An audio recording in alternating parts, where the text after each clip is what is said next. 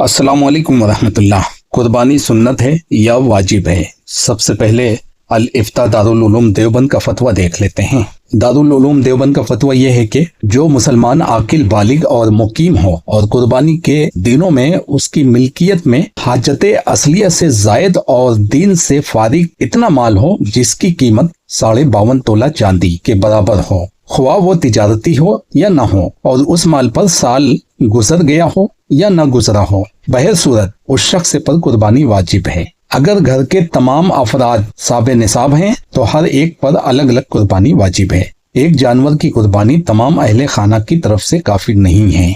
हवाले के लिए देखें शामी हिंदिया बिदाया और दीगर कुतुब फिका, फतावा दारुल इफ्ता दारुल उलूम देवबंद। यहाँ पर सुन्नत की खिलाफ वर्जी है डायरेक्ट है, और इनके पास दलील न कुरान है न हदीस है। फतावा हिंदिया और दीगर कुतुब फुका की दलीलें इनके पास हैं। सबसे बड़ी मुखालफत ये है कि हर फर्द की तरफ से अलग अलग कुर्बानी वाजिब होगी और ये हदीस के खिलाफ है। दूसरा ये कि इन्होंने जो निसाब तय किया है वो भी किसी हदीस से साबित नहीं है।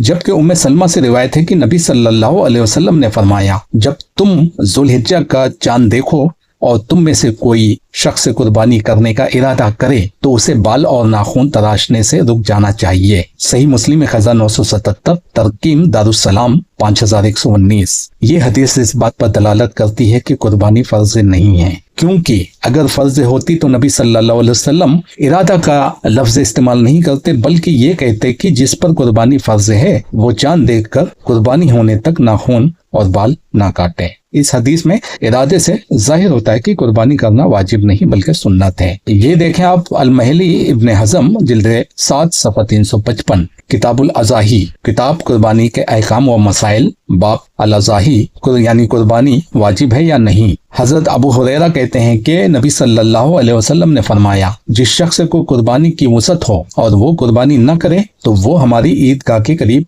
न फटके। ये हदीस ज़ईफ है, लेकिन कुछ लोगों ने इसको ज़ईफ प्लस ज़ईफ मिलाकर हसन का हुक्म लगाया है, सही तक तो नहीं पहुंच पाई। तखरीजुल हदीस तफर्रुद बाई इब्न माजा तोहफतुल अशराफ 13938, मुस्नद अहमद जिल्द 2 सफ़ा 321, जिल्द 6 सफ़ा 220, सनदन हसन। सनद में अब्दुल्ला बिन अयाश ज़ईफ रावी हैं, लेकिन शाहिद की बिना पर हसन है। ये जुबैर अली ज़ई रहमुल्लाह का कहना है। अबू सुरह से रिवायत है कि अबू बकर और उमर दोनों मेरे पड़ोसी थे, दोनों कुर्बानी नहीं करते थे।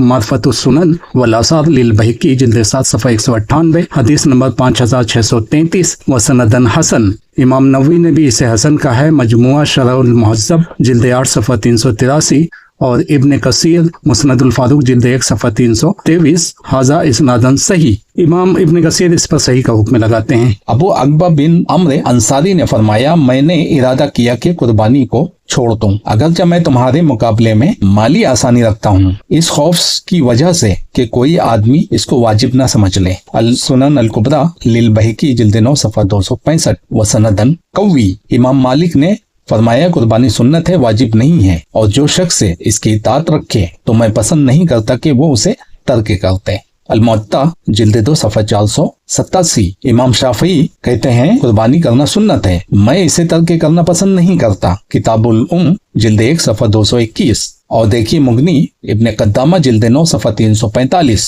शुरू में मैंने जो दारुल उलूम देवबंद का फतवा सुनाया था, जिसमें स्टार्टिंग में उन्होंने कहा कि कुर्बानी उस पर वाजिब है जो आकिल बालिग और मुकीम हो, यानी मुसाफिर पे कुर्बानी फर्ज नहीं है।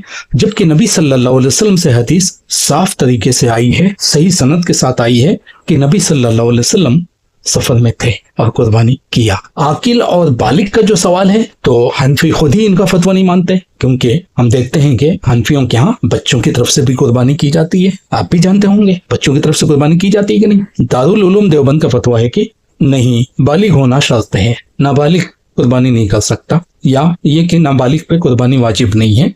दो में से कोई एक वजह हो सकती है, जो कि गलत है।